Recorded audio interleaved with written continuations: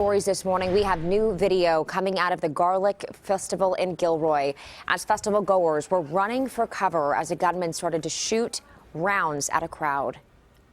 The whole thing, it just feels kind of unreal, surreal. I mean, you read about it in the news, you hear that when it happens to other places like Las Vegas, but when it happens to you or area you're at, it's just like a different feeling. Such frightening moments. Victims of that shooting were sent to several different hospitals throughout the South Bay. CBS's Jackie Ward has that part of the story.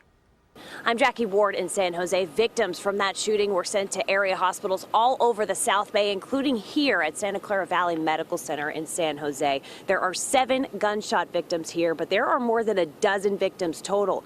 One of the 3 people who died is 6-year-old Stephen Romero. He was shot in the back and died at St. Louis Medical Center. We believe his grandmother and mother are still being treated here at Santa Clara. 6 gunshot patients were initially taken to St. Louis Medical Center, 2 transferred to Santa Clara Valley Medical Center. Here at Santa Clara, they already had 5 gunshot patients, then got those 2 from St. Louis, which brings the total being treated here to 7. The hospital spokeswoman told us the injuries range from fair to critical.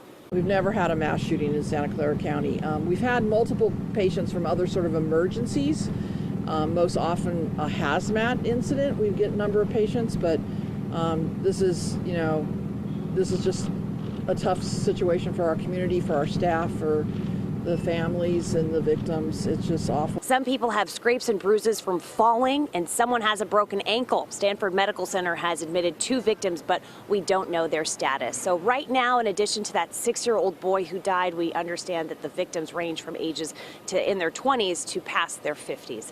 In San Jose, Jackie Ward, back to you. Jackie Ward, thank you. And to recap here what happened, 3 people were killed plus the suspected shooter, which means the total number of dead is at 4.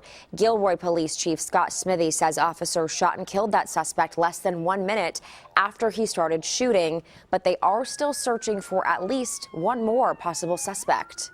We believe, based on witness statements, that there was a second individual involved in some way. We just don't know in what way. Well, police are expected to give us more information at another press conference later this morning. Dozens of law enforcement officers, though, from across the region are assisting in that investigation. And there are 15 people reportedly injured, and the community of Gilroy, as you can imagine, is just so shaken by this. CBS 13's Dan Mitchinson has more from Gilroy this morning. Well, good morning. The city of Gilroy has released a statement saying there are still a lot of unanswered questions. One of those questions surrounds the shooter, who we have been told this morning is 18-year-old Santino William Legan. This was the 3rd day of the 3-day festival in Gilroy, just about 30 miles from San Jose. Nearly 100,000 people attend this event. It was a busy afternoon on Sunday when police say the shooter entered the festival by using some kind of wire cutter and was able to sneak in through the fence.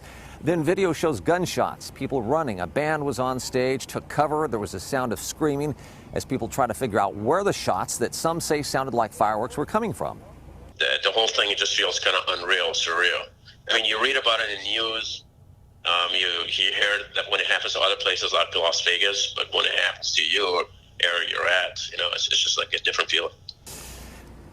Police reacted quickly, confronting the shooter about a minute after the shots were first heard. The gunman was shot and killed. Investigators are following up leads to see if there was a second person who may have been involved in the shooting. And there was obviously some thought put into this by the gunman, because that person had to cross a creek and then cut through the wire fence and bypass a lot of security to get into the festival. We're back here this morning at Gilroy High School. This is the home of the Mustangs, and it's as close to the festival as we're being allowed to get. We're going to have updates on this for you throughout the morning. They are expected to have a news conference at 10 this morning. We'll have more on that for you here and online, and of course I'll be tweeting that out on Twitter at @DMitchinson. Back to you.